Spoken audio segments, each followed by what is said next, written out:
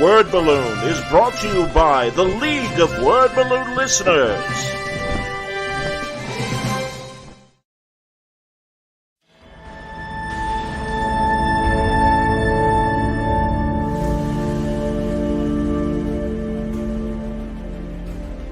For artists that want to follow a realistic style, I don't know that you necessarily have to overthink about an influence like me or any other painter who does realism.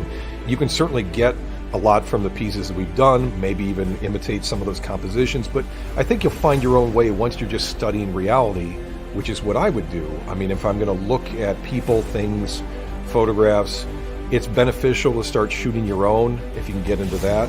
And these days, since everybody's got a camera, that's not so much of an issue anymore.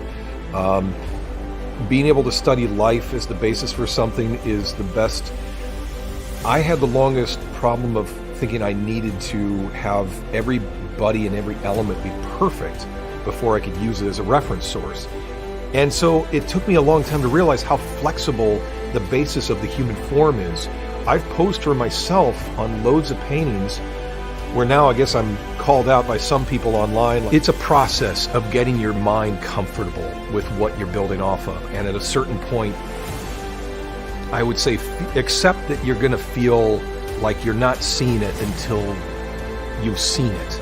You know, that maybe you do need to have a thing look like a thing exactly before you're painting from it.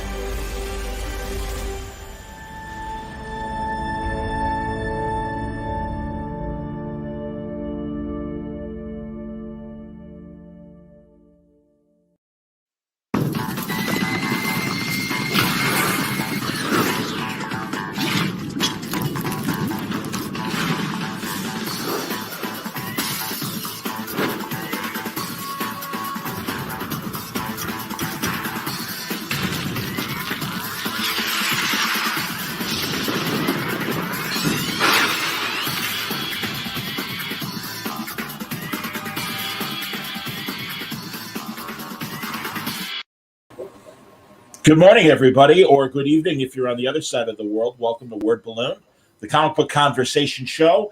John Suttress here. I am really happy to welcome David Macho to Word Balloon. Good to see you, David. Good to see you, John. How are you? I'm very good, thank you. And David and I do the same thing. We interview, one of the things that David does, he does a lot of things, but one of the things David does is top-notch interviews with the cream of the crop of comic book creators on his YouTube channel, which is Dialogue de Comics, which of course would be comic book talk, correct? Mm-hmm, exactly, yeah. There you go. My high school Spanish doesn't fail me, David. It works. I am counting on you. I already see in the comments section before we started, we already have a Spanish comment, and I don't know what the gentleman is saying. So he just says, "What's up?" Oh, there you go. Very good. Excellent. I will post that. So thank you, sir. Thank you for joining us. Absolutely. So, David, you have been because I asked people because I didn't know who you were because you're one of the behind the scenes people in comic books in a lot of ways. Mm-hmm. And I noticed all the interviews you were doing. I'm like, who's this guy, David Macho? I'm like, it's great. He's talking to everybody. A lot of our mutual friends have been on your show and on my show. So for the American audience, explain what you do in your day job in comics, if you will.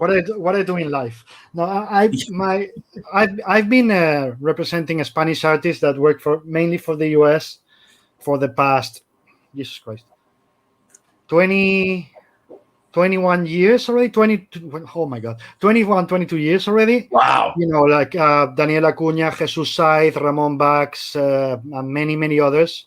On Carmen Carnero and many others on Spanish Ink. I'm sorry, I'm not mentioning anybody, but everybody, but it's like 25 people.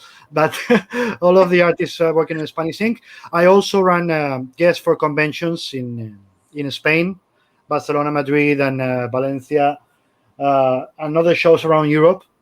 I don't know, Heroes Comic Con in Stockholm, in other parts of Sweden, also in the Netherlands. I've translated comics for a long time, do articles, interviews, blah, blah, blah, blah, blah.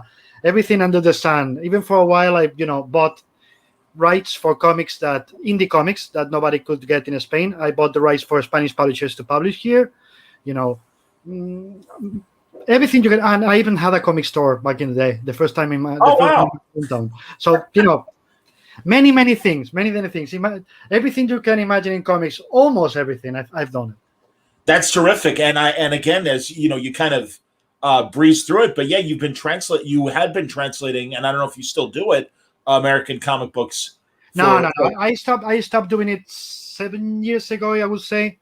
But I translated, Marvel comics mostly, but also other comics, and also did, like the letter section, the fan letter section, Yes. and all that. But yeah, that I stopped 7 years ago because literally I have no time. And I didn't mention, of course, I have written a couple comics for DC Comics too. But that was very brief, and I don't consider myself a writer. That's an exception, and I always say it's disrespectful for the real writers. The people who does that every day, and I don't do that, so I'm not considering myself a writer. But I did it. I wrote a couple of comics for DC Comics. No, but translating is obviously that just opens the audience wider and gets more eyeballs to read the American comics, and that's terrific. And as someone that has been in the business and seen how American comics are received internationally and stuff, where do you think in the world of comics? Certainly there are superhero comics, but obviously you've seen in the last 20 years that the American product has expanded again and joined the genres of the international comics in terms of there are more dramatic comics and funny comics and non-superhero good comic books and stuff. So how has it been received over this? It's many times when I have American guests in Spain or other parts of Europe, but especially in Spain, I have to explain to them the duality of the sales. For example, of course you're going to have a Justice League book or Avengers book that sells very well, but they are not the main sellers. For example, here Sandman, Preacher, and the Vertigo books always oversold the superhero comics, and they were surprised. It's the niche, and I was like, no, that's niche in America. It's not here. Here Sandman is for all audiences, and the same is Preacher. What you call mature for us is just okay. And if you show a nipple and people gets mad, for us it's just okay, that's the human body. So it's I'm not saying better or worse. That would be egotistical on my side, but it's completely different to a way to look at things. So for us, those were huge sellers. But you see something like Saga, huge seller. Something like, of course, Walking Dead. Sure. Any edition they do sells like hotcakes.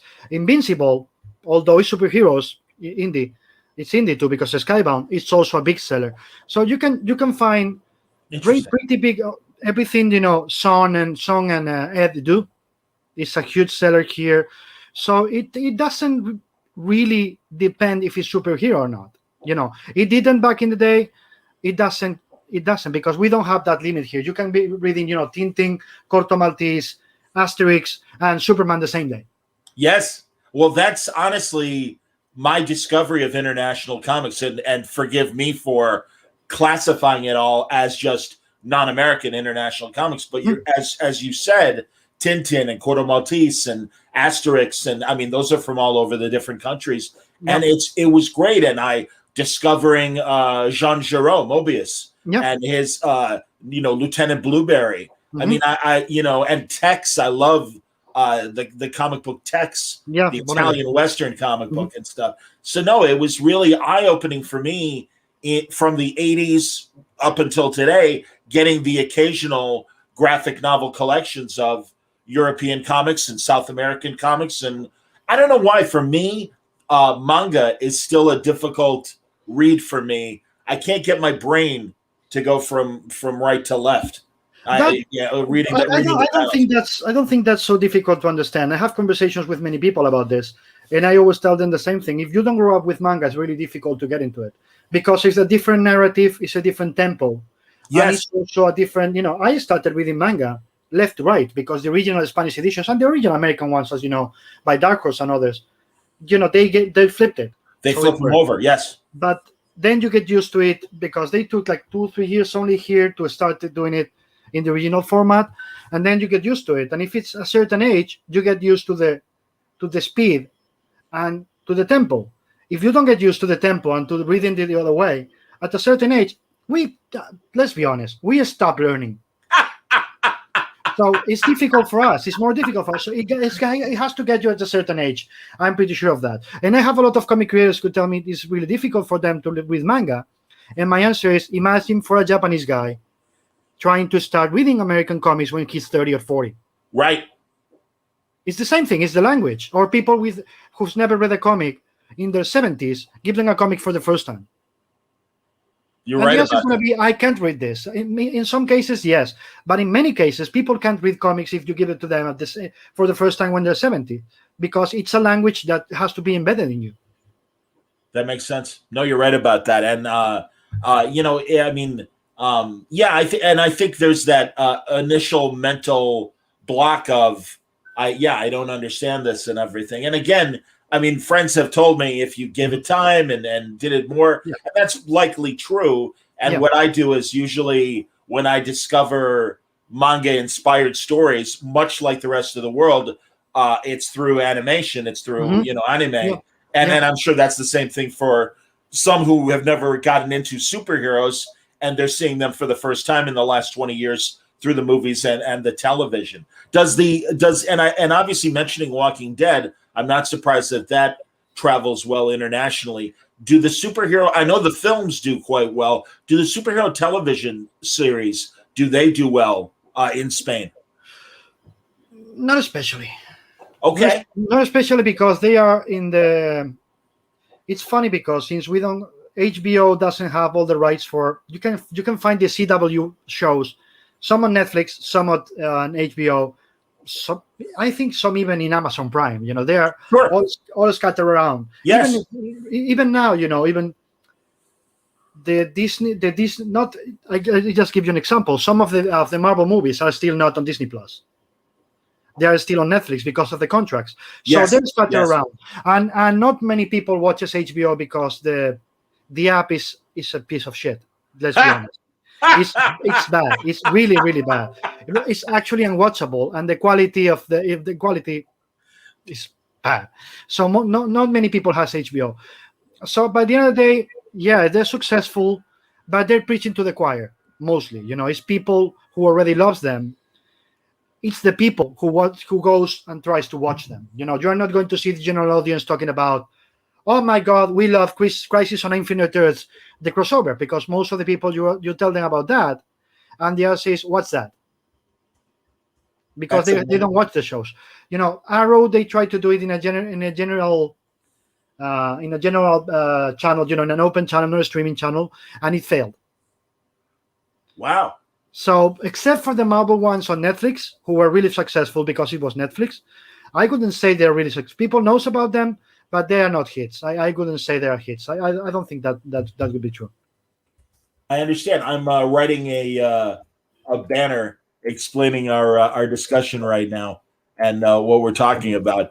And truly, it's a great. I appreciate how candid you are in terms of how this stuff is being received. Because I really do want to know in terms of how this stuff is being received internationally. We Americans, a lot of times we get a very blinders kind of view on the entire world. And it really is to a level of embarrassment for some of us in terms of we're number one and all this bullshit. And it's like, it's a big world, man. And it's like I've grown up with the belief that, hey, we are one of many globally. And it's like, please, let's get these other international voices. And especially in the world of comics, because the titles you rattled off globally, I mean, these are brilliant comics that go back decades and are so important to the comic book culture globally. And it's, again, I think a lot of us in America, we're just starting to learn about these products, depending on your age and your willingness to go beyond your comfort zone of DC and Marvel. Yeah, there's also a matter of, it's a cultural thing. I mean, I am not going to mention the name of the person, but one big executive and of one American company and I years ago, we were in a bar watching, and then there was an NBA game, and of course we had the discussion of the American side. We have the best ones, and my side was no, we have the best teams, and they were like no, but because we have the best players, and my answer was no, that's the culture. You're talking about the individual. That's not how we think. The Spanish national team wins the Olympic Games or wins the World Cup because we have the best team as a unit. Yes. The unit is how good we are playing together.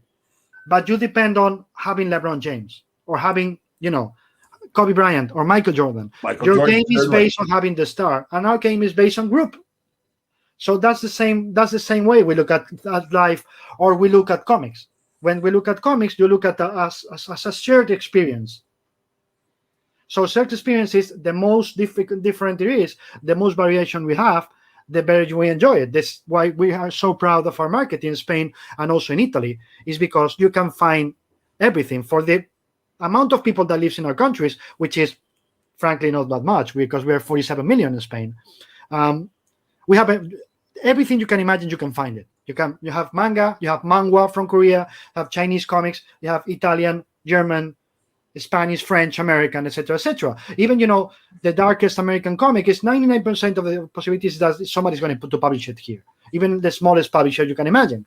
So I think that's ingrained in our culture. It's long answer to say something that should have been very short. I'm sorry. No. But at the same time, I see the American comics in the last 15 years, and I think Vertigo is a big reason why. It's opened the door to, you now see that almost every year a Spanish comic is winning the Eisner for best foreign publication. If I tell you that 10 years ago, to anybody in Spain here, they would be like, fuck off. No, I don't believe it. They are not going to believe it. It's like Americans reading our comics or Spanish comics in America. Why would they do that? They have the superheroes. That was the conception. But my answer always is, do you remember Kevin Costner movie, Field of Dreams? I always say the same thing: is if you build it, they will come. I understand absolutely. And if the publishers started feeding the stuff to the readers, of course they wouldn't buy it because they didn't have it. Now it's like comics for women; they were waiting for them. The moment you give it to them, people's gonna buy it. So it's American comics now. The industry, I think, is richer than ever, and in a golden age, because you guys can everything you couldn't find before is starting to be available, and that's going to make for much better creators in a much richer industry. I totally agree, and it's great, and I do hope it seems to be working both ways, where more international comics are coming to our country. I loved getting to know a little bit Gabriel Ba and Fabio Moon, and of course was introduced to their work when they were collaborating with Matt Fraction on Casanova. Yeah.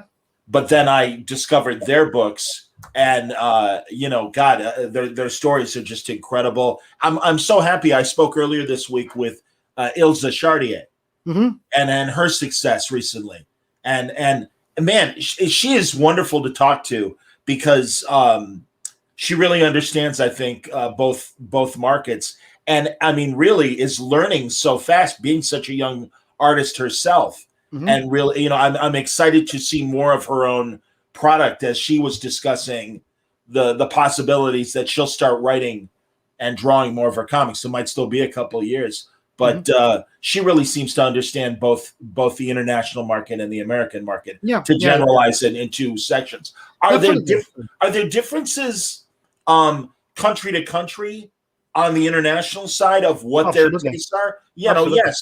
So of course, you have difference inside the countries. Yeah, tell me. It's not even about North of Spain and Southern Spain are like apples and oranges. For example, I am Northwestern, and I always say the same joke. It's like the similarities I can have with a guy from Andalusia culturally, and they are not that many, and that's what makes Spain so rich. Northern Spain was a lot more Goth and other cultures, and Southern Spain was a lot more Arabic and all that for many centuries. But we are a big mix, and that makes us richer. But it's not the same. Of course, a guy in Sweden and a guy in Spain are like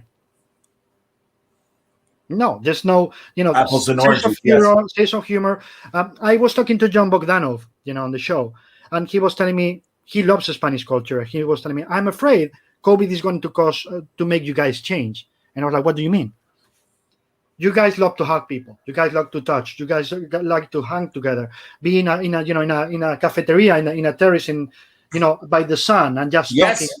and just enjoying food, not rushing it. It's just part of your culture. And I was like, yeah, what are you afraid of? It's like that COVID is going to make you get keep your distances and change and become more like the people from the north. And I'm like, nah, you don't know us. We are going to just the moment we can, we are going to fucking hug people like bears. That's what we're going to do. That's who we are. That's great. So that's the difference. People in the north, and I'm not, again, it's differences. It's not better or worse. Right. They just they keep their distances. They, when you go and try to hug people in Stockholm, they, for a second, they're like, whoa, what are you doing? And then you realize like, oh my God, shit. I just screw up. I just reacted the way I do. And the thing that with Americans, you notice it. That's what we call the 3 feet or 1 meter distance. We don't have that here. We just walk, very close. Like there's no distance between us because that's how we roll. But with Americans, there's always some distance, and it's not even thinking about it. It's just the way you guys are. Yes. And to people in America, usually I'm like, if I get too close, just tell me.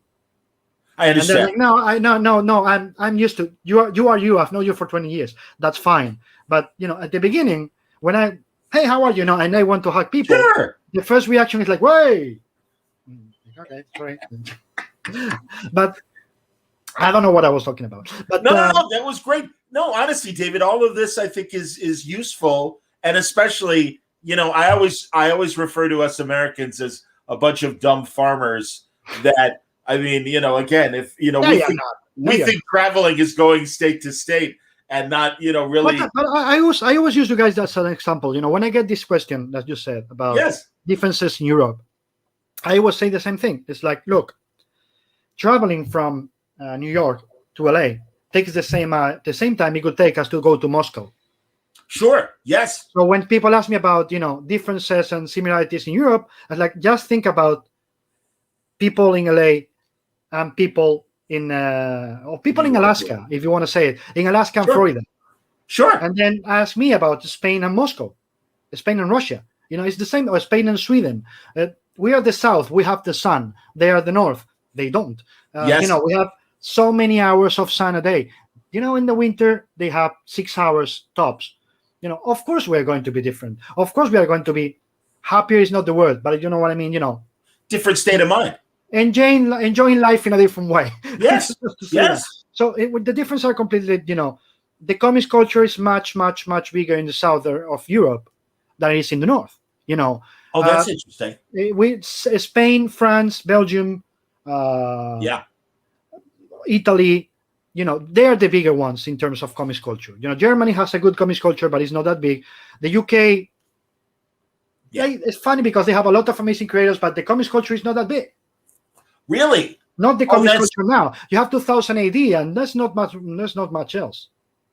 You're right about it. And the more that I think about it, when I interview British creators, you're right about that. That's true. Back in the day, it was huge, with the Beano Dandy and all those magazines, and of course Warrior and everything they were trying. Yes, Battle. But since the last 10 years, 10, 15 years, it's mostly 2000 AD.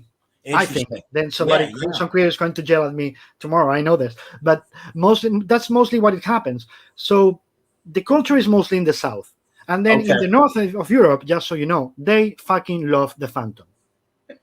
They love the Phantom. They love the Phantom. They have special editions created for Sweden. That I knew. Yes.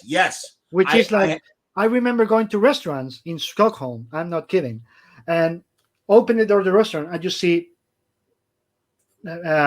strips, original strips. Wow. They bought and framed in the restaurants, and you are like, okay, it's big, it's really big. So, wow. So yeah, the Phantom is really big in Sweden. I did, I have friends that have drawn and written Phantom comics for the Swedish market, and that wasn't a surprise. Having covered comics as I have for the last 15 years or so. It's one of the things I learned. I'm Greek. My background is Greek, and I have to confess, I only know my American Greek family and the occasional relatives that have come over to the States from Greece. I imagine Greece to be like Spain and be a much closer kind of community where they aren't afraid of personal space. No, they are the extreme. The extreme goes from Spain, we are like that. Italy is more, and Greece is 1,000 more. The more you go in that direction, the more extreme they become. So we are the saner version in a way. No, we are not sane, but we are sane. Let's just say it that way. No, but they are Greece and Italy are multiplied by 2, in the best of senses and also in the worst. I believe me, I make fun of my people a lot. That's okay. How is the comic culture in Greece? I have no idea. Okay, because I don't think so. I don't know. Let me phrase it this way: if it was big, I would know. It's a country. It's exception. It's a country like Portugal. Portugal is in the same Southern Europe area, and it's also not big in comics, for example. Okay. So Greece is not. No, it's not that big in terms of comics.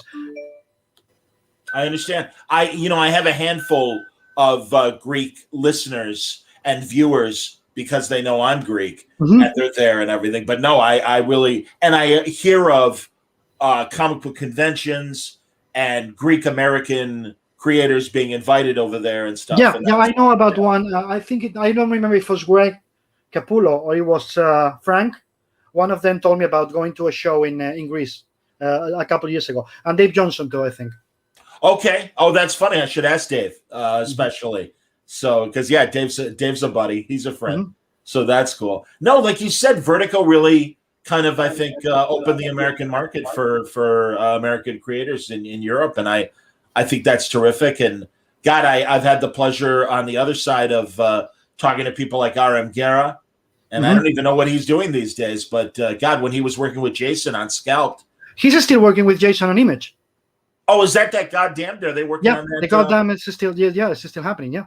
Okay, yeah. And I just talked to Jason. He told me that they were finishing that up in the next couple of months. So that's good. And yeah, I didn't put 2 and 2 together that it was Guerra that was working with them. So that's terrific to hear. That's wonderful. Guerra lives here, right? Yes. Yeah, I'm gonna have to. Honestly, if you could help me get in touch with him, I'd love to talk to him. Have you had him on your show? Yeah, of course. Yeah, he's a friend. He's been a friend for many years. That's terrific. Do you want to have Guerra on your show? I would love to talk to Guerra. We'll talk. We'll talk off the air. There you go. We'll talk. Well, honestly, David, like I said, you do such a great job. As I said to Ilse Chartier, I could not do what I do in a second language. And truly, forgive the dumb Americans saying this, but we always are in awe of international people that have such command of the English language and can think and conduct an interview in a second language so well. And so what made you want to start doing the videos? And I love that you do a lot of your videos in English. I mean, it really is a benefit to me. But yeah, tell me why you wanted to, start doing your video interviews. I started first. I've never considered them, and I still don't consider them in interviews at all. For me, it's just me talking to my friends the same way I would talk to them in a bar. Yes, because you see how I talk. I curse, I yell, I do a lot of gesturing. That's who I am. So there's nothing. If I try to do it any other way, or sound more professional, or cover my hairy arms because that's really ugly, it couldn't be me, and so I couldn't do it. And the reason I started doing it was mainly for 2 reasons. One, because I knew they needed an out. They needed an out in a way of they needed to talk to people. Yeah, a lot of them we were talking on the phone, and depression was there. They couldn't go to shows. They couldn't go out of home.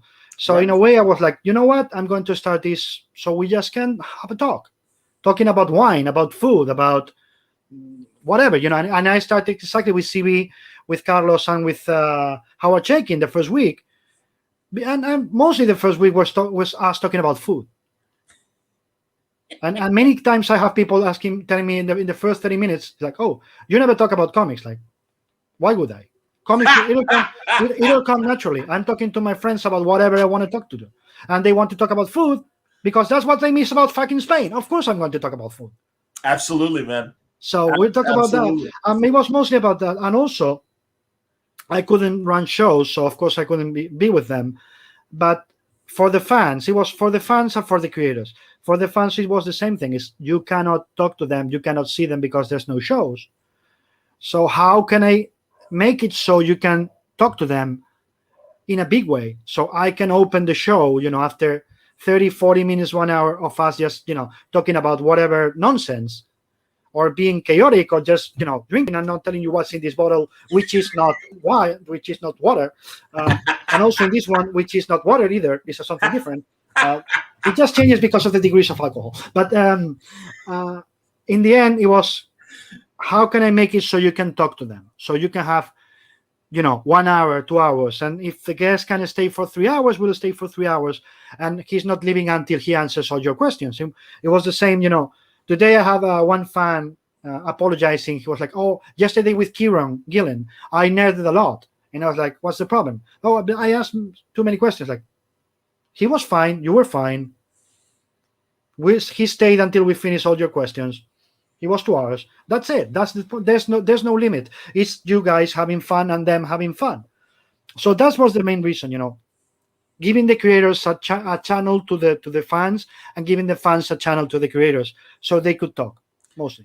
That's excellent. And I was thinking along the same lines when I started doing video as well. And to provide a distraction from the fact that we were all still in lockdown and we couldn't get outside and we couldn't see each other, even local people. And I agree. And I mean, that's the thing. I've been doing Word Balloon as just audio for 14 or 15 years. And last year I'm just like, well, I've got the YouTube channel. I barely use it. Let me start doing these live talks and giving fans a chance to talk to these creators in the same way that you and I talk to the creators. And that's been the great thing. And really, it's been wonderful. You work more directly with them in your various capacities in comics, putting on shows and things like that. Me, I was just a podcaster, but luckily I have managed to forge friendships during the same time. And a lot of times the creators will say, oh, I don't mean to go off on a tangent and talk about food or movies or TV, nothing having to do with their work. And I'm like, no, you don't understand. That's what the fans love, because then when they do get to finally meet them, or even in this capacity, they find out, oh, I like wine too.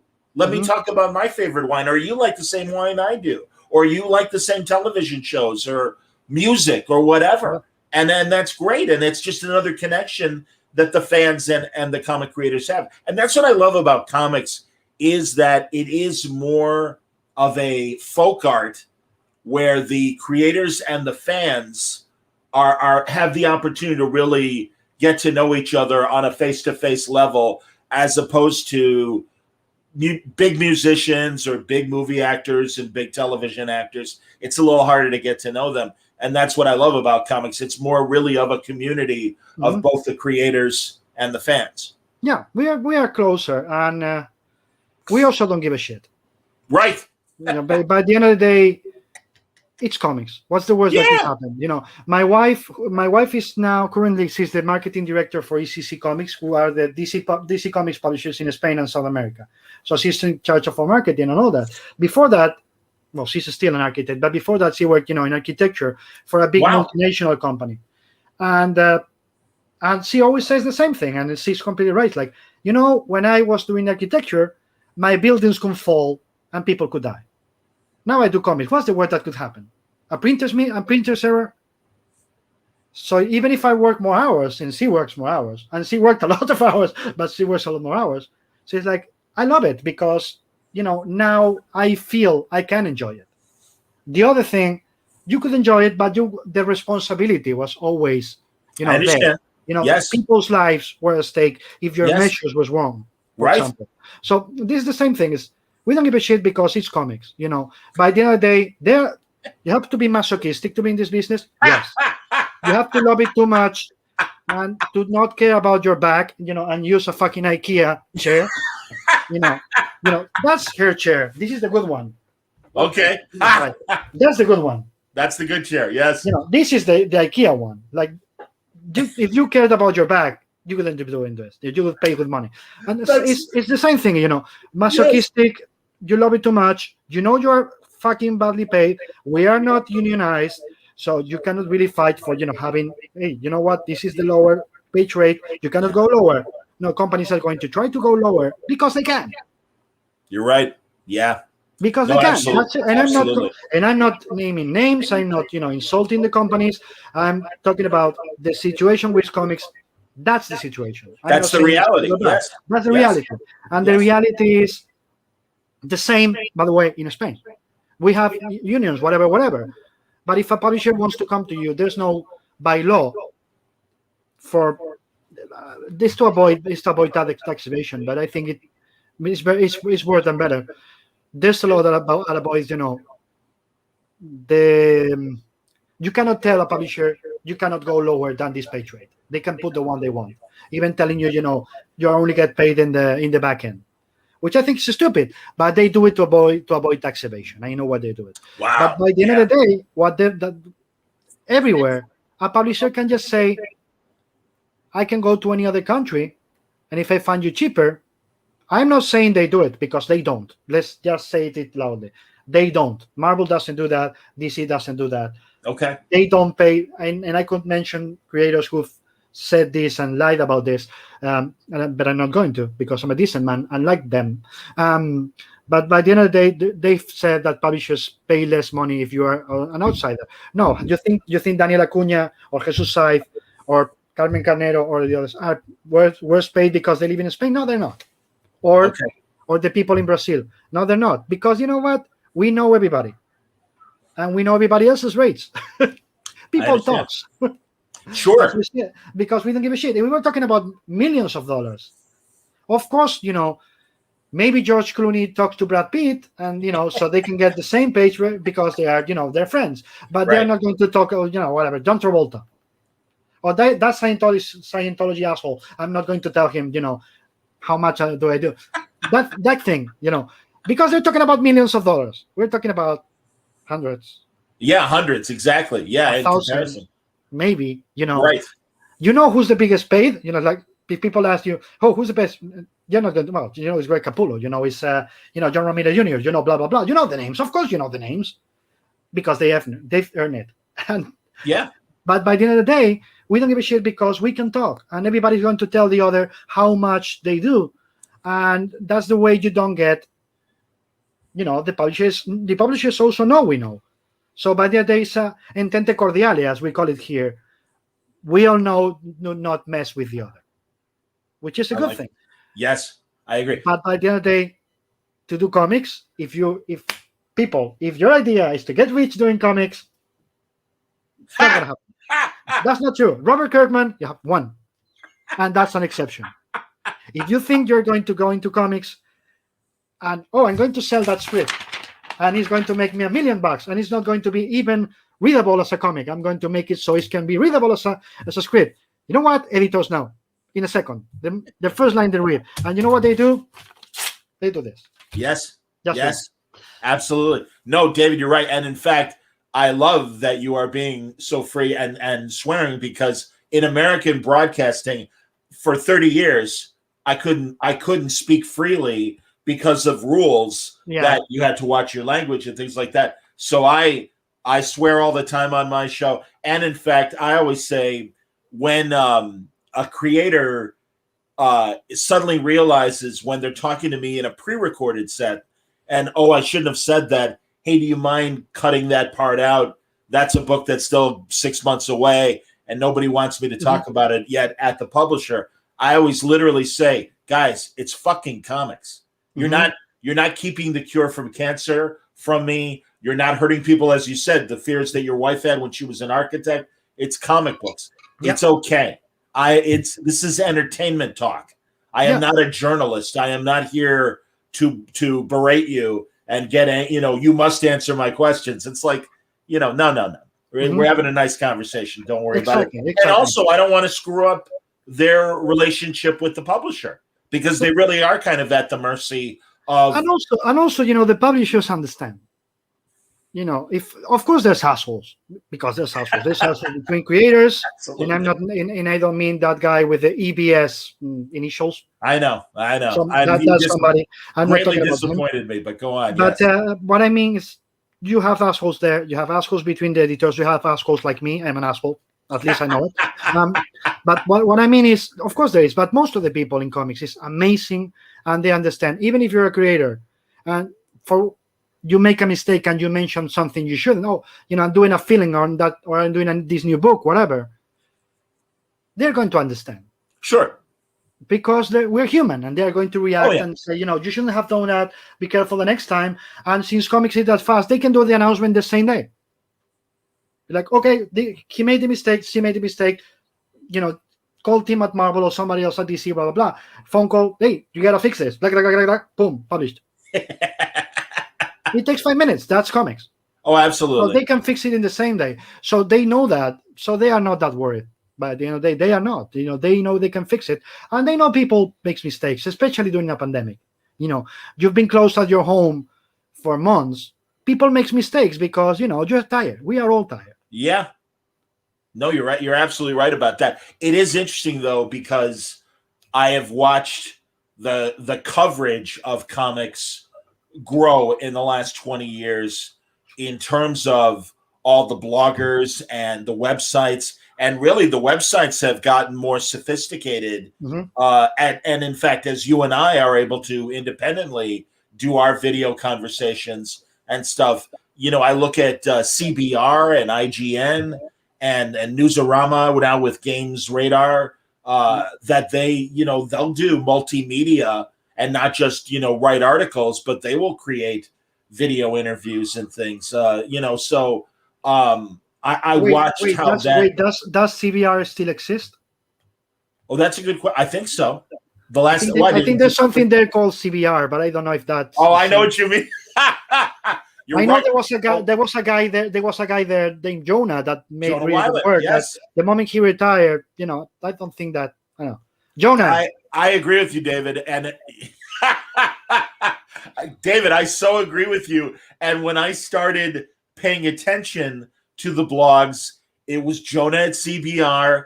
Yep. It was Mike and Matt at Newsarama. Yeah. And really, I mean, when I started doing Word Balloon, I had a decision to make, because both of them are like, would you like to post your audio interviews at our websites? And I talked to my creator friends. I'm like, which one should I choose? I like Jonah. I like Mike and Matt.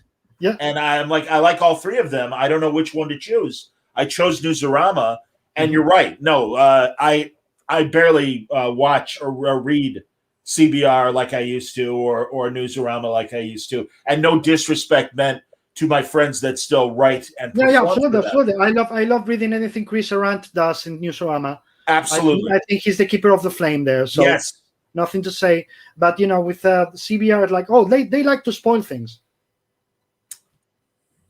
Yeah, that's their main goal right now. So it's like, and it used to be, very based on articles, very based on deep thinking about comics. And a lot of names, came out on CBR too. But right now you are like, okay, it's there. We just know it's there. Yeah. But is it the same thing? No, it's not.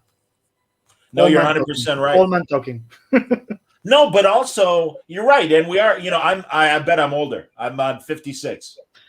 Okay, you are 10 years older than me then. Okay, that's all right. It's just but the beard, the beard makes me look. That's why I have it. It makes you look older. I'm growing mine out too. I'm doing my. I'm finally starting to grow out my beard as well. No, but this is. First of all, age is just a number. If anything, it gives us more. Truly, and I say this not to feel good about it, but it's the honest truth. Us being older, we have more perspective. It's not. It's not wisdom. It's just that we've been around longer, so we know how things used to be, and we're watching things change. And that's okay, because things are they've always changed. That's okay. But it is, I find it interesting, and I kind of feel good that I'm doing what I do, having been, reading comic books since, the 1970s. I mean, I started when I was, this was how I learned how to read, was reading comic strips in the newspaper. So, I mean, it's okay. I mean, I was born in 1964, and the first comic books I bought for myself, probably 1972. I was like 8 years old. That's when I started buying comics and stuff. Yeah, same thing for me. I was 74, probably in the 1980 or 1982. So Sure. 10 years difference, same thing. Oh, absolutely. Just a different country in the other side of the world, but more or less. Yeah. No, but that's why it's been fascinating to watch how comics have been perceived, and now that they are, in American terms, certainly getting more acceptance, at least from the source, being the source of these television shows and films that people get excited about. Have you had a chance to watch yourself the Marvel television shows, WandaVision and Falcon and Winter Soldier? WandaVision, yes, the whole thing. I loved it. Falcon and the Winter Soldier, I gotta say, I didn't get past episode 1. Wow, interesting. I just finished the episode saying this script is... Wow. I am going to finish it. Yes, absolutely. But, every time I say I'm going to sit down and watch it, I don't. I just I do something else. I dislike the script. I think it made no sense. Mostly, there was a moment in the episode where I was just, what, I'm off. That moment when he goes to the bank and he's told he's not giving a loan. You're like, no, I'm sorry, no, no. Because you it's can't Sam believe Wilson. that he just fucking saved the world and brought back, all the people, and he's a fucking Avenger. And he works for, and even worse, we just saw him 15 minutes earlier in the show working for the fucking government. Yes. And the bank guy says, hey, in a selfie. And then does the selfie. So it's like, okay, so it makes no sense. And we have the selfie to make it even more unbelievable. Interesting. And I don't disagree with you. That's a very... No, it makes no sense. The moment you do that, that suspension of disbelief. Yes. Just goes to hell. He has no money. You're telling me Tony Stark didn't let any money for anybody? He didn't give him a loan. There was no assurance that you're an Avenger, you get money, or you get for the government, and you don't have, something like if you work for the government in special ops, you go to the bank, and something is going to do ping, ping, ping, ping, give the guy the money. Yes. Yes. It didn't make sense. From that moment, I was like, you know what? I'm off. And no, I respect that. How convenient everything with Winter Soldier is. He's with the girl and the old guy and all that, and he feels, he has to visit everybody, and you're like, okay, that's this trope I've seen 40 million times in all the movies. So the trope I can be fine with, because that's that moment when you say, I don't know what's going to happen in the next episodes, so I'll let it be there. That other part, the moment they broke the suspension of disbelief with the bank and all that, I was like, nah, I'm off. I can't believe it. No, I get, and I absolutely respect that, because there are moments of breaking the suspension of disbelief and everything in other stories, and I'm like, I'm sorry, you've gone too far. I used to say that about in comic books, 15 years ago, when Robert Aguirre Scarza wrote Fantastic Four for Marvel Knights, and he's like, okay, the Fantastic Four is broke, and they got to move back to Yancey Street and live in a poor apartment. And I'm like, no. This is Reed Richards. He's the smartest man in the world. Yeah. And in fact, Mark Waid made the argument himself and said, you mean to say that Reed Richards doesn't have a closet full of inventions that he could just throw to the American government and say, hey, this is going to help soldiers in battle. Great, here's $5 million. Here's $20 million, whatever. All right, we're back in business. Yeah, I'm like that. It just didn't make sense to me. Yeah. And I've certainly said that about current versions of Star Trek. I don't know. Are you a Star Trek guy at all or no? Yeah, I am. I watch all the shows. I got to be honest, the new Star Trek drives me crazy. I love that they are giving more stories to people of color and different orientations of sex. I think all that's great, but for Michael Burnham, the lead character of Discovery, who is a junior officer in a military structure, I'm like, she gets away with murder, and only in the last season did she finally. Well, I guess in the first season they threw her in the brig for disobeying her captain, but Dan Slott and I went tooth and nail a week or so ago. He loves it, and he's like, "Well, she breaks rules the way Kirk and Picard could break rules." I'm like, "But they're captains; they're in charge of their ships. If a junior officer was going to do what she does, she's not a junior officer; she's second in command. She's but not a even junior in that, officer. but you never She's saw an executive Riker. officer. You never saw Riker break rules like you see Michael Burnham break rules Because Picard was the one breaking them. Maybe, yeah. But you never saw Spock breaking the rules because Kirk was the one. There's always going to be one of them that's going to go to be the rule breaker. That's part of a Star Trek. You have one of the two big characters. Is always you gotta find which one of them is the rule breaker. For example, we have to see. I'm really dying to watch Strange Worlds. Me too. Me too. Because that was the moment Anson Mount, enters the stage as Captain Pike. I remember watching that and saying, "Oh my God, that's a captain!" Yes, the presence, the charisma, and everything. Yes, that changed the show because I didn't like Discovery season 1. It was too convoluted. I stopped watching it in the 3rd episode, I think.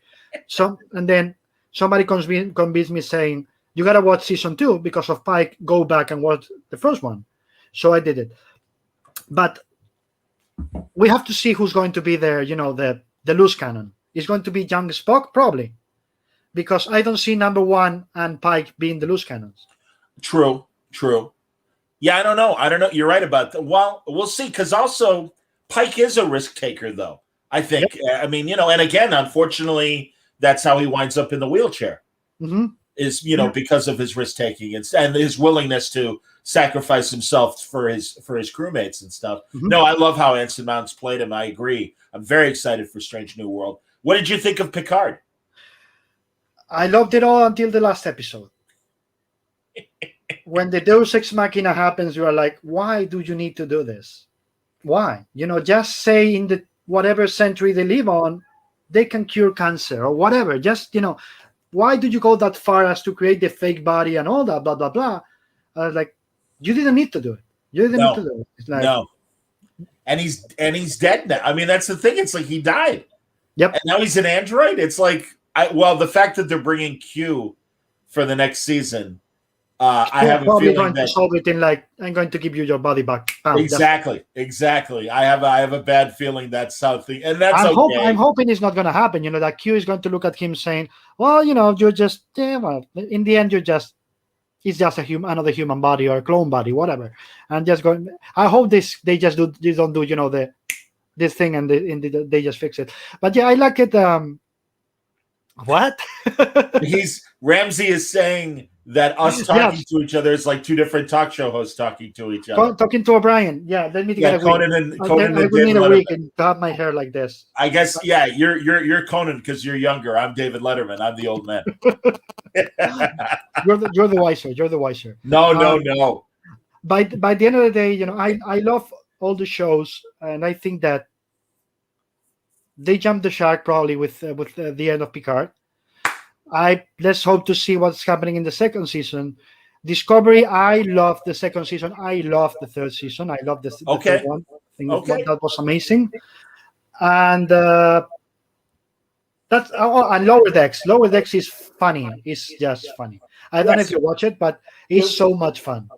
Oh, as I've said many times, if they had a show called Star Trek Klingon Bathroom Cleaner, I'd be like, when does it start? I will be there for every episode. I can't. It's Star Trek. I've been watching Star Trek longer than I've been reading comic books. Mm-hmm. I mean, I as a very small child, my parents watched Star Trek when it was on for the very first time, mm-hmm. and I do remember as a small child them watching it and me just being in the room. Yeah. So I've loved it for since the My first Star 1969. Trek was actually the movie, the motion picture, and the new and the Next Generation. That's why every time I'm asked about, who's your captain, I'm like, it's gotta be Picard. Sure. It's gotta be Picard because that's the captain I grew up with. I understand that. Absolutely. Have you gone back and watched the Yeah. original series? Yeah, I have, and even the animated series. I love the And- animated series. And Yes. the original show, yes, it has really clunky episodes, like Sure it bad, does. like, oh my god, they're bad, but like real bad. But the good ones, are incredible. City and the Edge of Tomorrow and things like that. They're just incredible. There's like science fiction on its peak. Agreed. Oh my! And they got great writers, not only Harlan Ellison, but Yep. Jerome Bixby and other great, Samuel Peoples, other great writers of the era, writing story ideas for them. No, I Absolutely. completely agree. The thing that bothers me about Discovery is, I feel like Next Generation and the shows afterwards, they each episode asked an intellectual question, Mhm. a question of morality, a question of ethics. And also that, especially after the first season or two of Next Generation, they realized, let's say it. Say when they fired John Roddenberry, yes, right, because the show became a real show after they fired his ass. Literally. you're right.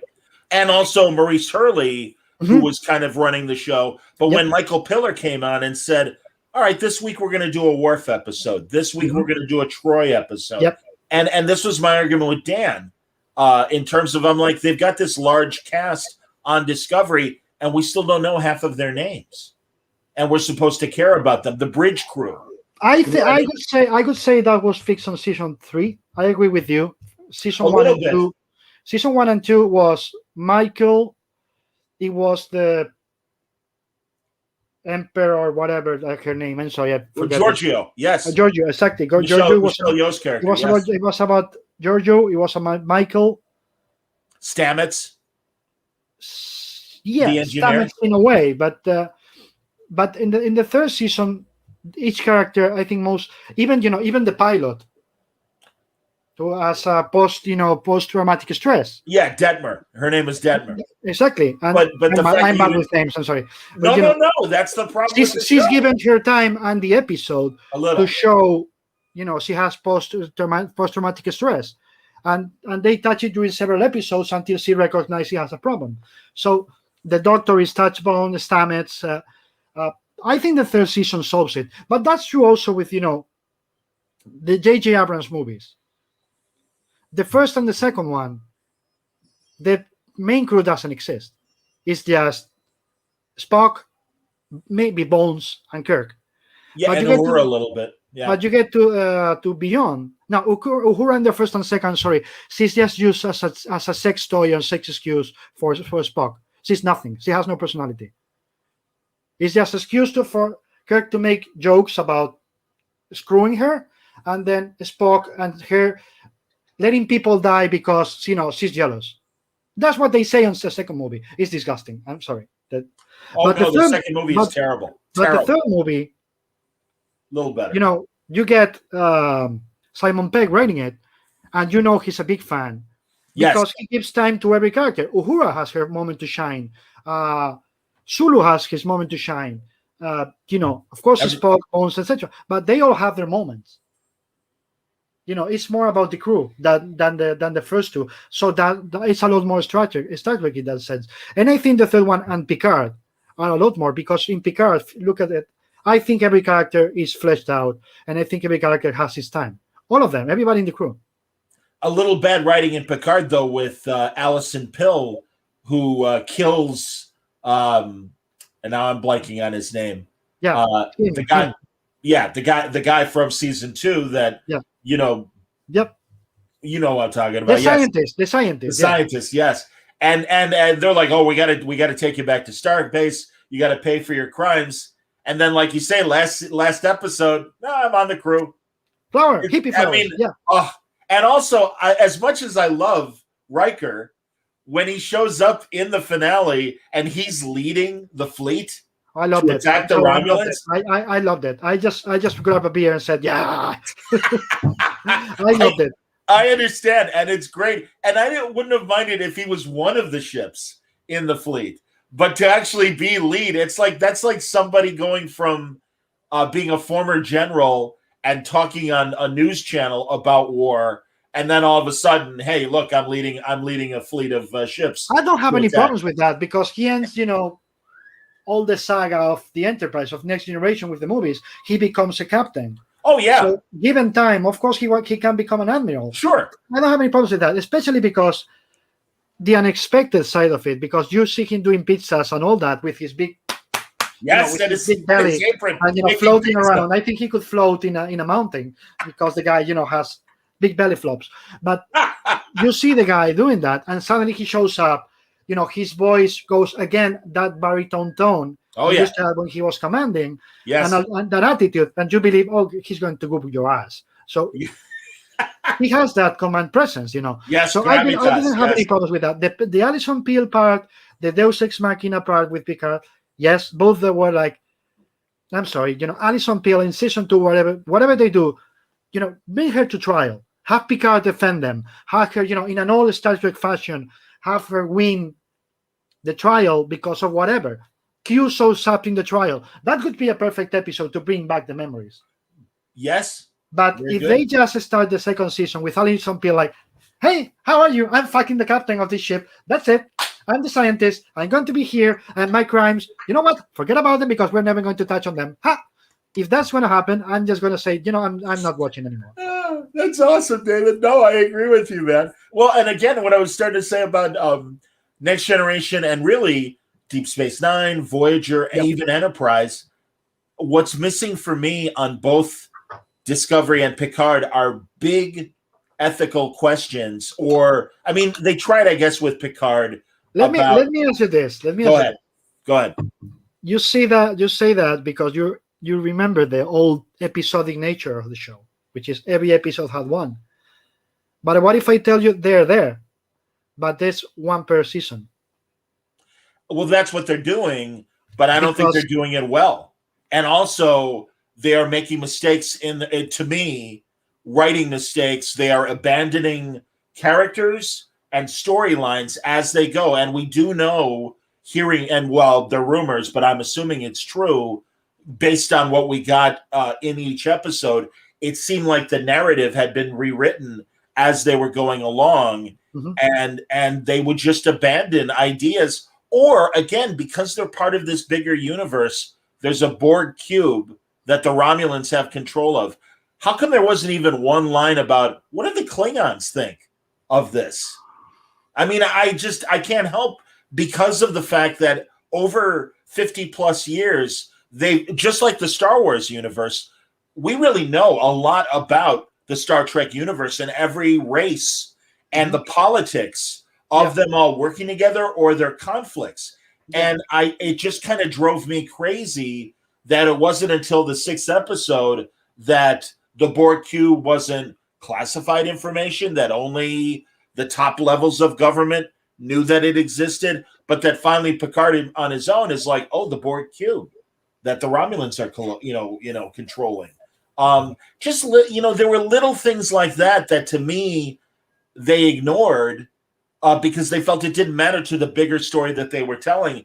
And I'm like, this is exactly what us fans live for and are going to fact check you in terms of, well, wait a minute, that doesn't make sense to me. Why are these people being allowed on the Borg cube? What was the point of letting all of them on the Borg cube? They're harvesting the Borg parts, but to what end? And also, they were curing them. They were finding the way to cure them. But then they let them all die. Because the bad guys did that. But they were in charge of the cube. So, and also the they fact were robbing that us. They don't need the reasons to be evil. No, I guess not. But I'm sorry, but it's like, hey, Dr. Doom, do we need reasons for you to be a fucking evil dictator? Yeah, well, because that's how Marvel works. But the Star Trek works that way. No, Klingons were evil. Why? Because they were Klingon. Well, that was the old definition of Klingons, yes. But then we got. I mean, that's the thing. the original series, it was the 1960s. Yes. So everything was very cowboy, white hat, black hat. This is the good guy, this is the bad guys, period. I loved how from the 80s on, we learned the nuances and complexities of each race, and these are their motivations.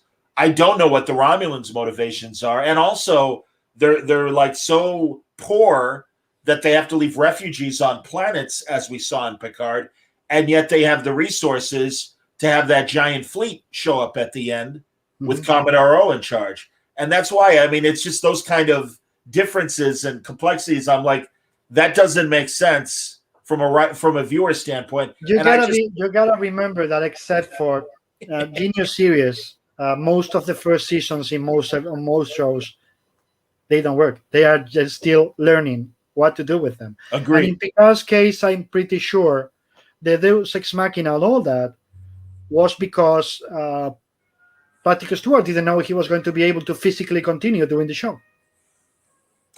Well, that's what I was expecting, was maybe they clone a younger Picard and pass. Yeah, they couldn't do the show without him. I agree with that too. No, the show, they have to convince him, and he's in charge for a reason. He's the guy who's calling the shots, and he was the one saying, if we're going to do the same, I'm not doing it.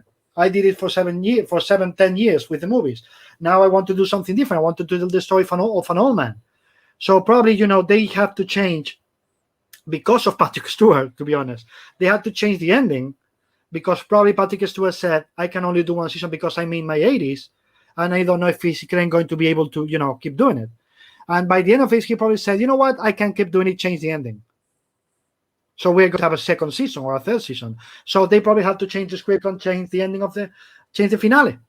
Because that's the only thing that makes sense. You're going in a direction all the season. It's like Minority Report, That's why the ending is so bad. Because the movie's telling you it's going to end badly. It has to. We're telling you. Tom Cruise is going to fucking die. And the movie is going to have not a happy ending. No. And then Steven Spielberg says, shit, I can't do happy. No, I'm Steven Spielberg. I'm built, my DNA says I have to do happy endings. Shit. So I'm going to change the ending of the movie. Producer says, hey, Steven, doesn't work. Steven says, but I have to do my happy ending. You are so right. Yes. So that's the thing. It's the same thing. You have to do the ending when Patrick Stewart comes back as a crown. Why? Because Patrick Stewart says, you know what? I can do a second season. And then Alex Kurtzman says, we're getting a second season. Whatever. Fucking change the ending. Interesting. No, I hear you, man. I understand. And yeah, I love your point of view. I think that's great. And I'm not here to change your mind, but I do like discussing. Absolutely. And there's always these discussions between classic classic Star Trek fans and us who are not. By the end of the day, it's like, do you enjoy them? I enjoy them for different reasons. I can enjoy both. So, and I see the failings on them. Of course, I do. So, let's just enjoy them. I hear you, man. No, and truthfully, and my fans know. Every week I try to. I'm sorry, I'm hearing the echo. I apologize if that's on my end. But every week I have hope that I will like the next episode better, and try to come in with an open mind of, all right, maybe I'll like this one better. And I truly, it's regardless. I'm so glad that new Star Trek is being made. Because really during those years where before the movies came back, I'm reading the books. I read the comic books and the novels because I love Star Trek. It's been just part of my life for, like I said, over 50 years. So no, I get it. I absolutely get it. Well, moving on to another subject, Ramsey, he wanted to know now, and I don't really know how well you know my guest list, and I'm sure I won't know. I know just in general, watching your show, you've had guests on that, as I mentioned, R.M. Guerra. I would love, to talk to him. But so it's okay if you're not aware of other people that I've talked to. I don't mind. No, I could say that probably Alex Ross. Oh wow, yeah, and he's, believe me, tough to get. I know, and I know Alex, and I know, I talked to him about this, and he said, this is not something I usually do, and I was fine with him. But I've known Alex for years. That's fine. So who would probably be the name of the ones you had that I would love to have. And the other question he has, I caught this too late. Yes. Yeah, sorry if this has already been mentioned. I got into the both of you during lockdown. What has struck you the most about talking to creators during this time than before this time? You go first. Well, honestly, to understand their frame of mind during this very weird period, I mean, I am curious. What has struck me and impressed me, and a good example of that is I just had another conversation with Ed Brubaker. Mm-hmm. The adaptability, and I am interested on the European side. When Diamond shut down for those 6 weeks, man, that showed you how flimsy of a house of cards the whole market and comic book publishing and distributing and selling structure is, from creator to publisher to store to fan. Yep. And that if one piece isn't working, everything goes into chaos. Yep. And that they, people like Ed responded by getting with Marcos Martin and doing Panel Syndicate. Yep. And also changing to the graphic novel only format for his comics rather than publishing the monthlies. And, people like that. Alex DeCampi is another good example of a writer that made that choice of trying other platforms. So that was the thing, is how they are adapting and trying to survive, also down to the stores and how they were trying to survive with curbside service and whatever they could do to stay in contact with their customers and provide books. So that's been my big interesting revelation of how creators adapted and found success in their switching gears. Mm-hmm. In my case, it could be mostly about the reactions of the fans to who the creators are. It's not. If what struck you the most about talking to creators, honestly, with the creators, nothing.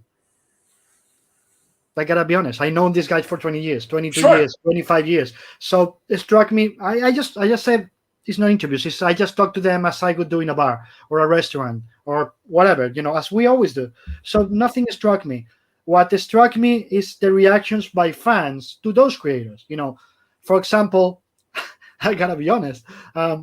When I was with Grant Morrison, I had Grant for my birthday. I called Grant and said, "Hey, I want to have you for my birthday to be special because nobody's going to expect you're saying yes." And Grant was like, "I don't know." And I was like, "Yeah, talk to Frank, Bean Frank, quietly." And because I had Frank 2 weeks before, and we both called him, and he was like, "Just fucking do it." So he watches, he saw the way I do things, and that I talk about the subjects he loves to talk about. So people was telling me later, like, "Oh, I didn't expect Grant to be this way." We all thought, he was going to be all pompous and high and mighty, and and frankly an asshole, like, because he always looks like so egotistic and all that. And they were like, "Oh my God, he's so kind and so generous and so humble." And I was like, "Yeah, that's Grant for you." So this is what struck me, the reactions of people saying, "Oh my God, this is not his guy is not as I expected," or "Oh my God, Greg Capullo, he's so close to he's so funny," and like, "Well, that's Greg. He's fun. He's fucking nuts. And he's fun, and he can kill you with his biceps, but he can also be the most tender guy in the universe, and the funniest also, and the craziest, and all of that. That's Greg. He's Greg is larger than life, and I'm not kidding." So what struck me is the reaction of the people when talking to the creators and getting their answers and seeing how they talk to me or how I talk to them and seeing how close they can be. That's what I love, to see the people reactions to the creators mostly. That's great, man. No, and I was really surprised because DC and Marvel, as you know, operate very differently. Mm-hmm. And Marvel really, I think because I forged an early friendship with Brian Bendis, it made it easier for me to get Marvel to check out what I did and trust me. And DC, it didn't matter. It wasn't a personal thing. There was just a more corporate kind of, we'll tell you who to talk to or whatever. and I would always work around them and talk to creators Mm-hmm. without their permission. And at the beginning of the pandemic, Mike Schelling in particular, it's like, hey, I know you know a lot of our creators. Who's someone tough that you haven't been able to get that you'd like to have on? And I said, well, it's been 10 years since I've talked to Grant. And they said, oh, well, we can arrange that. And they had him and Liam Smith on together. Mm-hmm. And that was okay. But, I'm sure you prefer one-on-one Yes. as opposed to two guests. So do I. But Grant was incredibly great. And we hadn't, I hadn't seen him in a couple of years. I certainly hadn't talked to him directly in a few years, but he couldn't have been, as you say, he's such a great, gentle guy. Yeah. And really was like, so John, how are you coping with COVID? And I'm like, oh, Grant, that's very nice. I'm like, I'm fine, man. I'm like, don't worry. But it was, about Green Lantern, but also we went on our tangents, and it was a wonderful conversation. And I was appreciative that they wanted to include Liam, and it's only made my friendship with Liam get a little more solid as well over the year. So that's great. It's funny, Ramsey would love to hear you, and I agree. I think you and Matt Fraction would have a great conversation. I asked Matt, and he was the last time I asked him, he was too busy. So, but like, door is open. The moment he's, I had Kelly Sue, as you know. So the moment Matt is free to do it, we'll do it. But I just don't push. Do you want to do it? I'm busy. Maybe later. Okay, we'll do it. Sure. Good. Well, that's good. I would love to talk to Matt. I love the guy, so it's just normal. I think that of the Portland guys, he's the only one left. I have 190 people in a week. So I think that, of the Portland guys, I have Steve Lieber this month. So I think Fraction is going to be the only one left. I just talked to Steve I know. at the beginning of the week. So that's great, man. No, and no, exactly. Our schedules, people are busy. They can't come on right away. And all of a sudden, the guy you talked to a couple weeks ago, it's been a year, and you don't realize how much the things change. So I understand that. Absolutely. Mm-hmm. Well, I hope, because what do you think after COVID relaxes and we get to some level of normal again? Do you want to keep doing these? I mean, what do you think? Probably not. Really? Oh, that's a shame, Dave. That's a shame, because you're really good at it. Nah, I'm not good. Stop it. No, I don't agree. I don't think I'm good. I just do. There's no preparation. I just talk to people, and that's. But you don't need to. Yeah, but you know these people, so you don't need to. David, I don't prepare to talk to Brian Bendis because I've known him for 15 years, and we've become very good friends. Mm-hmm. Greg Rucka, Matt Fraction, Kelly Sue, Tom King. I mean, these are my friends, so I don't have to prepare. It's like, oh, I get to talk to my friend, and everybody gets to watch. So I hope you change your mind, because I think these are great. We'll see. As I said, if I don't get any of the fine names, I said I do try to get one of them for episode 200. It'll probably be the last one. Wow. Here, and Ramsey is another one who says you're a great conversationalist, and the fans will benefit. Absolutely. Thank you. Thank you, Ramsey. I absolutely agree. David, you're on a platform that I finally found one discussion that I could really feel involved in and learned a lot from it. Clubhouse. You are using Clubhouse, I know. Yes, I'm using Clubhouse. And most of the time I've seen you either conduct a panel or be part of a panel, it's in Spanish. So I don't even know the subject. I'm only using Clubhouse in Spanish so far. Okay. Yeah, because I don't know how much people is interested to do it in English. So I'm having every day at 9 p.m. Spanish time, more or less. I have a club that is pop culture on the go, because it's me while I walk with my dog at night. I have a forest very close, so I talk while I walk. To clear my head. That's great. And we do. I think it's Mondays is about food, Tuesdays about TV shows, Wednesdays about comics, Thursdays about movies, and Fridays about music. That's great. So we get some people together and we talk about those subjects, once a week. But I normally do it in Spanish because I don't see anybody who's interested to do it in English. So, but if not, I will change. I think in 4 languages. If I talk every language, I think in any language. So I can switch to French, Spanish, Galician, Portuguese, English, whatever, if I've needed. So Sure. If it happens, it'll happen. I guess. And then really, I appreciate us talking about Clubhouse for a second. If people who don't know, because it's still in the beta stage, and they're still trying to figure it out, Clubhouse is an audio-only platform.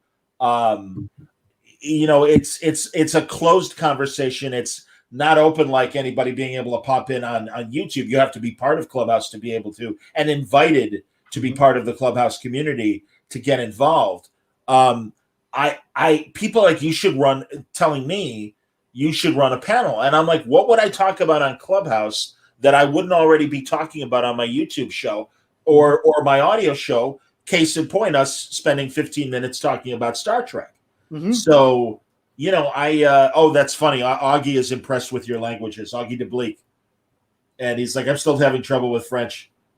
Duolingo. I speak 7, but 4 is fluently. So, yeah. That's wonderful, David, honestly. But yeah, I haven't found a use for Clubhouse to run a room that I in a way that I'm already doing it on audio. I think it's Clubhouse. What this gives you is the immediacy. It's the immediacy. It's just on the run. You just can ramble about. We start talking about food, and suddenly you're talking about the elections or something. It's just because it's something that is going to be there for the minutes you're there. Sorry, and then it disappears. So it's mostly you put on a subject and you just talk about whatever. And it's mostly about people chatting, like a party line, like an old party line. Yes. It's mostly that. It's just people chatting about whatever. You put on a subject as a starting point, but then you veer off in 5 minutes and you just let it go. When people tries to do it a lecture on Clubhouse, I realize it doesn't work. That's not the platform. But if you just let it go and go in the direction that it just flows to, that's how Clubhouse works, I think. Well, the most useful conversation that I got to listen and do a little bit in was about NFTs. Mm-hmm. Yep. And man, I'll tell you, and it was led by Jen Bartel, and I believe it was Adam Kubert that was on the call, and Jimmy Palmiotti, and really smart artists that understand the subject. And it was great because they were able to talk freely the advantages and the disadvantages of NFTs, and they explained it, because truly prior to that, for a month, anytime I would have an artist on and I'm like, what do you think of this? I just asked Steve Lieber about that as well. Mm-hmm. And so many of them are, I don't understand it, I don't want to get involved, or well, it's still kind of figuring itself out, so we'll see where it goes. Have you discussed it with your artists that you rep, and and also what are your thoughts on NFT? Yes, I have. Yes, I've even have guests asking me not to talk about it on the show. And my answer is like, I don't have an intention to. That's not how I roll. It's not the place to talk about that. But also, what I talk to them about is literally is raising my hand and say, wait. Let's this is not safe ground yet, for legal reasons and for many other. It looks like a tax evasion. Yes, it does. Interesting. It has the mining environmental problem. Yes, it does. It looks like a pyramidal scheme, Yes, it does. So in a way, it's like, be very careful, because you could get in a shitload of trouble. Yes. What I'm saying to people is, wait, let it go, let it roll. When we know more, we can see. When we know if it can be done without, the mining part, the environmental problems, we'll see. But right now, I can tell you, if you try to buy a graphics card for your computer, it's 30 times more expensive, and it's 30 times more difficult to find because of the mining. And it's going to start happening with SSD drives too. Understood. Because of that. So that's going to be a big problem for the technology you have at home, for the companies who create, your computers, is except if you're Apple and you're intelligent enough to give the M1 chip to everything. And people ask, why do they have the iPad Pro with the M1? And my answer is because they see what's coming with the fucking NFT things and the mining. So they're covering and putting all the same chips on all the computers, on all their platforms. So they're safe. They know they have to be safe for 2-3 years. until this passes. So my answer is be careful, be safe, not the time to jump into it yet. We'll see in the future, but now you can get into a big problem, with taxes and all that if you don't know what you're signing, because we really don't know. They're figuring it out still. Yeah. Yep. No, I agree. And it really, to me, it's more fascinating to observe than to participate. Yes. And also, again, we're old men. I'm looking around my place. Well, I always point to that frame. Those are 2 Spider-Man daily comic strips that Stan Lee wrote and Larry Lieber drew, and Alex Saviuk did the finish inkings on them. And I love those. And I have commissioned art and original pages all over my apartment. I like having the physical piece of art. And even though they are creating one of one digital pieces, to me, it's still intangible. But unlike getting a download of a movie or a television show or a song, I mean, so in that way, those things seem to be real. But they're yeah, not. I don't know. But they're not. Let me explain something about that I always have to explain to people. When they buy a movie on iTunes or Google, etc., you don't own the fucking movie. If they close the door tomorrow, you lose the movie. Yep. You lose every single CD. Every single piece of music. Yes. You lose it because it's not real. That's why, I'm going back to this, to the LPs. Absolutely. Attaboy. Going back to CDs. Yes. I still have a huge library, even in my storage unit, because I can fit in the apartment. I know of Blu-rays, DVDs, etc. Yes. By the end of the day, I own that. If everything happens, I'm still going to own it. That's the right. NFTs is the same thing. If that blows up, you lose it. Yeah. It's a digital file. It's not real. That's, behind me. The camera. Here, I'll single you out. Hold on, too. That's a Churello. See there? Yeah. That in the back. Above your chair? That's Batman. That's Batman Houdini. Oh, that's great. But that's a piece of original art. That's a piece of original art. And if there's artists that do that thing about the one single copy, that's fine. I'm not interested. I like to have the original. But there's also the artists, and some of them I work with, or even Brent Anderson. I think he does it. He keeps the blue line, and then if somebody asks him to buy the original, they ink on that. Yes. Even if the original inks were done digitally, they ink on that piece, so people get a real original. Pera Perez, who does Spider-Woman, he does blue line on his iPad on Clip Studio, but then he inks by hand. So there's an original. So there's plenty of ways to do it, to make it an original. So you can do it. The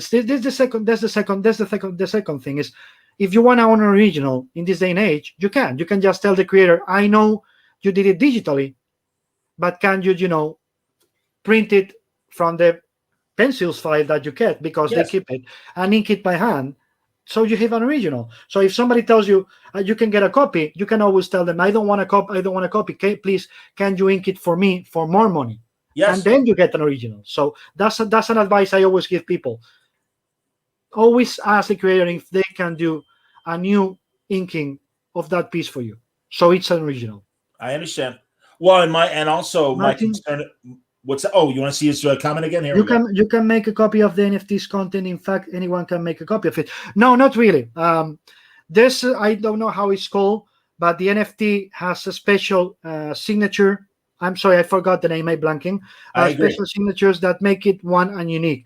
You can make a copy, but there's only one original, and it's certified, and it's in a way protected that you just can't copy it.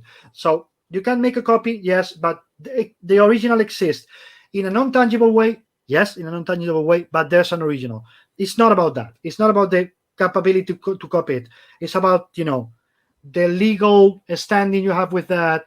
It's about the tax thing. Where is the money going to, etc. Yeah, it's That's very only interesting. to make your NFTs unique, but you can still look at the contest. Yeah, but that's a different thing. That's a different thing. We're mixing subjects. Things. Yeah, yeah, I understand, Martin, where you're asking, your comments, but yeah, and also my concern with NFTs as well is that it might impact the price of physical. Oh, Uh, it already is. It already is. The price of original art is running crazy. It's going so high. I haven't bought original art in a lot of time because you know what? I have a 7-year-old, and the money is going in another direction. sure, But of but course. the from the time I used to buy original art to now, Oh my you God, check it and it's pages like this is not worth. No, this is not. No, it's like 3,000. No, this is not worth 300. But the art is there. And heritage.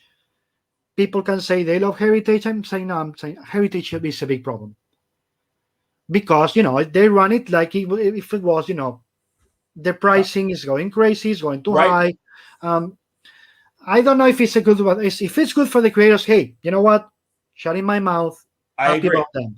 But most of the times, I don't know if it benefits the creators or it benefits somebody else. That's my concern. I respect that absolutely. Well, and again, I like just asking for a commissioned sketch Mm-hmm.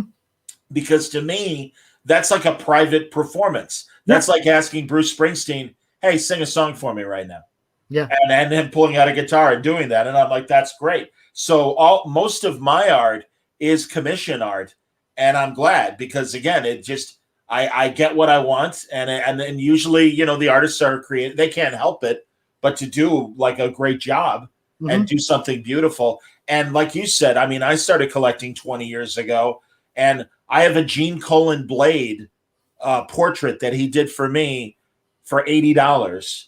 That if he were selling it now, I'm sure would be hundreds, if not $1,000.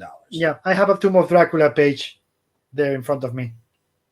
So yeah, the commissions I don't. I have never asked for a commission. No, Mostly, I gotta say, because I'm a lucky bastard. Because since I've invited everybody and their mom to conventions everywhere, I've gotten a drawing from most of them. So I've never asked for commissions because I literally, just get drawings from the artists I get. Used to get, it's been many years since I asked for one, but that's mostly it. I've never asked for a commission from anybody, to be honest. But so, original art, yeah, everywhere you look here in any part of the apartments, I'm surrounded by original art. So that's great. That's great. Well, and again, luckily, having done this for 15 plus years, I'm forging my friendships with various artists, and I want to pay them, but they'll give me a friendship rate as opposed to friendship discount. friendship discount. Exactly, exactly. So, David, this has been a great conversation. I can't thank you enough for talking to me. I hope you will reconsider and not stop doing this when things get normal. Have you gotten your shot? It depends on the bet. It depends on the bet. If I get any of the 5 names, Have you said them publicly what the names are, or are you keeping that quiet? I'm keeping them quiet. Okay. I'm keeping them quiet because You don't want to embarrass anybody, obviously. no, first I don't want to embarrass anybody, and second, I don't want it to look like I'm asking for help. And I know people is going to try to tell them, "Hey, why don't you be on the show?" Blah blah blah, and I don't want that to happen. Okay. I can tell you when we're off the air, of course, but That's fine. And I know, I'm happy to share any shop, secrets. Ramsey. No, I honestly, to be completely honest, Ramsey, Mazzucchelli. I've never thought about David. I've never thought about Mazzucchelli because Really? I know he's disconnected from this world, so I've never thought about asking him. So no, he's not one of the 5 names. But Okay. of course, I would love to have the Mazzucchelli, and I'd love to have Jaime and Beto, any of the Hernandez brothers, Oh yeah. and many other people, and Ed Brubaker. Again, same thing. Ed, can you? NBC, we'll do it later. He's on the list. So probably some people that has told me, like Fraction or others, they couldn't do it. If they get back to me in a month, even if the show has stopped, of course I would do it because I've committed to them. So that doesn't mean it's dead 150%. But if I don't get any of the 5 names, I made a bet with myself saying if I cannot get that, I'm not continuing. So we'll see. We'll see what happens. I understand. I'm bringing back your word there, dialogue de comique, which is the name of your channel. Dialogue of the comic, yes. I don't know why it says multi-platform test. To be honest, I haven't been. I should have changed the name. But yes, Dialogue of the comic. Yeah. And yeah, man, everybody go to YouTube and you'll find well over 100. Have you gotten to 100 yet or no? 190. That's what I thought. Okay, yeah. So yeah, man, you're closing That's in why on I said 200. about episode 200. It's like, Yeah. I'm going to do month of May. It gets me to 199. So it could be June 2nd, I think, could be episode 200. So that's when we'll see. We'll see if it continues or not. That's terrific, man. And yeah, you just talked to Kieran Gillen, so people can check that out. But really, if you go to his YouTube channel, you're going to find 190 plus episodes and reasons to watch more conversations with David Macho. Just so you know, almost half of them are in Spanish. That's okay. Well, So, they're subtitled. They're subtitled, if you want to know. But half of them are in Spanish because I try to do twice a week in English, once a week in Spanish, or one-on-one, depending. Because I have twice a month, I have editors, so that's 3 episodes, and twice a month I have 2 episodes a week because I want to have one person who speaks Spanish and one person who speaks English. Trying to cover the bases. and truly, you do it well, man. I'm thrilled that you're doing it, and I really appreciated this opportunity to talk to you and really, again, compare notes on how we do what we do. And I love the similarities, and I also love the differences, and that's why I never consider it competition, David, and I'm sure you don't either. It's not. We're all having fun. We're all having fun. And you're a professional, and I'm not. That's the difference. I really there's not much of a difference, truly, but I appreciate you saying that. But that's the truth. That's the truth. What was the definition? How do you call it in English? See, I forgot the name in English. Sniper. Yes. Johnny told me once that it's like there's other people, and then you're the sniper. You are everywhere, and you do everything, but nobody sees you coming. It's like, you know what? That's accurate. So yeah, you're the professional, and I'm the sniper. Okay? And you're the sniper. That's fantastic. Excellent, man. That is great. No, David. Thank you so much for talking. You're going to be asleep, but later tonight, like early in the morning your time, I'm doing our Outer Limits rewatch show that I have on my Word Balloon channel. We've been watching the first 2 seasons of the original series. Nice. What time? It's 9:30 Pacific, so it's 12. It will be in the morning your time. It's 4:30. 4:30 a.m. 4:30 a.m. Yeah, because it's 7 hours later. So yeah, I would probably be awake working, but not watching anything. No. But we're talking about Demon with a Glass Hand, the Harlan Ellison episode with nice. Hope. Yeah, it's the best episode of the 2nd season. So myself, Gabe Hardman, Jeff Parker, Andy Parks, Ian Brill from IDW, and my buddy William Meyer. We're all going to be discussing Demon with a Glass Hand. You see, that would be a good Clubhouse subject. Yes. But we're doing it on YouTube. Here, I'm going to look. We got 2 more last comments. I want to make sure. Yeah. That's nice. So Ramsey says he watches both. And that's very nice. He says it's an embarrassment of riches for comic fans. Well, I certainly agree when it comes to David's stuff. So, and I agree when it comes to John. So thank you so much, Ramsey, for the kind comments. Even if you lose me, you will be able to watch doing the pro stuff.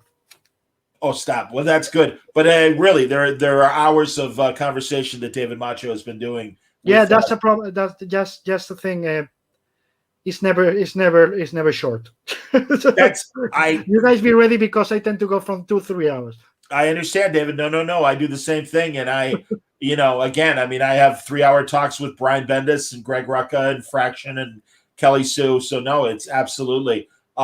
Hey, anytime you have something new that you want to promote, even when conventions come back or whatever, please, you can come back and discuss it with me. Yeah, absolutely. All right, excellent. Please. If I probably won't, because I don't like to bother people with my shit. Stop.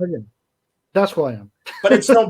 But I'm letting you know it's no bother, and really, honestly, thank you, and I appreciate that. Well, and it's been great getting to know you and everything in this 90-minute conversation. So everybody, thanks for watching, and watch later tonight for the Outer Limits special. Hang out for me, David. We'll talk a little bit after I. Don't worry about it. That was just an invite to people. Absolutely.